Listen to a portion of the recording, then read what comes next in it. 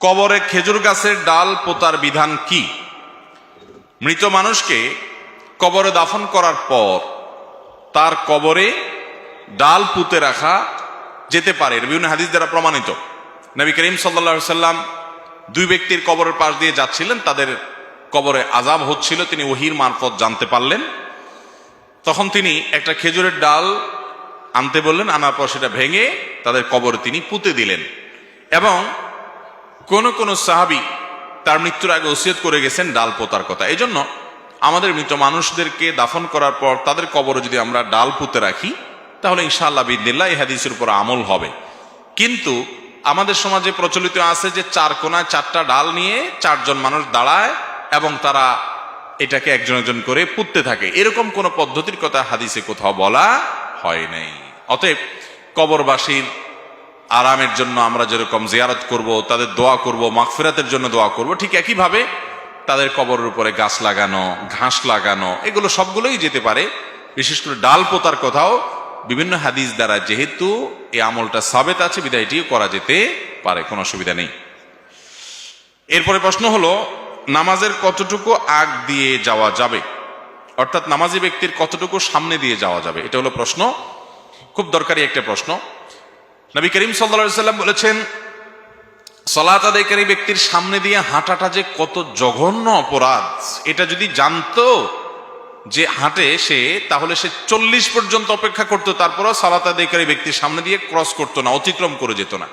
তো এই জন্য সালাত আদায়কারী ব্যক্তির সামনে দিয়ে হাঁটতে হলে হয় তার সামনে একটা সূত্রা লাঠি বা পিলার কিছু দিয়ে না হাঁটবেন, তার বাইরে দিয়ে, এরিয়ার বাইরে দিয়ে হাঁটা যাবে।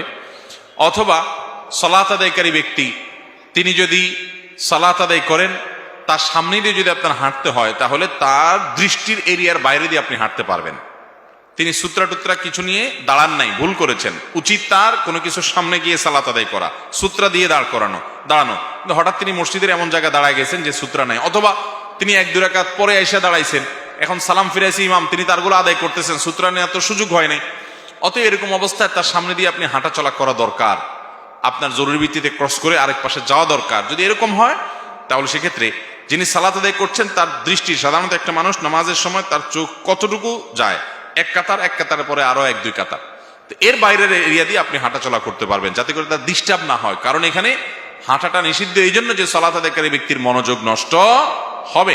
এবং এই জিনিসটা এরকম জঘন্য, নবী সাল্লাল্লাহু আলাইহি সাল্লাম এও বলেছেন, সালাত আদায়কারী ব্যক্তির সামনে দিয়ে কেউ হাঁটা চলা করে, সেই জন্য তার সাথে যুদ্ধ করে, অর্থাৎ তাকে থামায়, তাকে যেন প্রতিহত করে। আমি মসজিদে নববীতে এক ব্যক্তিকে দেখেছি এরকম, রিয়াদুল জান্নাতে তিনি সালাত আদায় করছিলেন, তো তার সামনে দিয়ে আরেকজন এরকম যাচ্ছে। রিয়াদুল জান্নাতে এখন একটু নিয়ম শৃঙ্খলার মধ্যে আসছে, একসময় তো যার যেমনি খুশি এমনি আপনার বসে থাকতো এবং হুলস্থুল করতো। তো ওই ব্যক্তি যখন সামনে দিয়ে যাচ্ছিলেন, সালাত আদায়কারী ব্যক্তি ওই লোকটাকে প্রথমে এরকম হাত দিয়া ইশারা দিলেন যে আমি সালাতে আছি। হয়তো লক্ষ্য করে নেয়, সেজন্য হাত দিয়ে এরকম ইশারা দিলেন, দিয়ে আবার উনি সালাত শুরু করছেন। লোকটা তাও যাচ্ছে, আবার তিনি বাধা দিলেন, লোকটা আবারও তেড়ামি করে যাওয়া নিছে। এবার দেখলাম সালাতের মধ্যে এক হাত তার এখানে আছে, আর এক হাত দিয়ে এভাবে কলারটা ধরে একটা মোচড় দিল। খুব লম্বা শক্তিশালী মানুষ ছিল। মোচড় দেওয়ার পরে ওই বেচারা কাইতে নিচে পড়ে গেছে। এর মধ্যে ওই লোক সালাত শেষ করছে, কন্টিনিউ করে চলে গেছে। তো সালাত আদায়কারী ব্যক্তির সামনে দিয়ে কেউ যাওয়া, এটা খুব জঘন্য অপরাধ, আমরা অনেকে যাই না। কিন্তু যিনি নামাজ পড়বেন তার দায়িত্ব হলো কোনো কিছুর সামনে দাঁড়ানো। যদি তিনি ভুলে যান অথবা তিনি মাসবুক হন, তাহলে সেক্ষেত্রে তার সামনে দিয়ে হাঁটতে হলে তিনি যে কাতার এ সালাত আদায় করছেন তার আরো 1-2 কাতার রেখে আপনি সামনে দিয়ে যাবেন, যাতে তার দৃষ্টির এরিয়ার বাইরে চলে যান। যদি তার কাতারের এরিয়ার বাইরে, অর্থাৎ সেজদার এরিয়ার বাইরে দিয়ে যান, অনেক উলামা ইকরামের মতে জায়েজ হবে। কারণ হলো সেজদার এরিয়া পর্যন্ত হলো তার মনোযোগ নষ্ট হওয়া না হওয়ার হক আছে, এর বাইরে দিয়ে আপনি গেলে সেটাতে অসুবিধা নাই। কিন্তু এহতিয়াত এবং সতর্কতা হলো যে সালাত আদায়কারী ব্যক্তি যে কাতারে নামাজ পড়ছে ওইটা সামনে আরো 1-2 কাতার বাদ দিয়ে তারপর আপনি হাঁটা চলা করতে পারেন।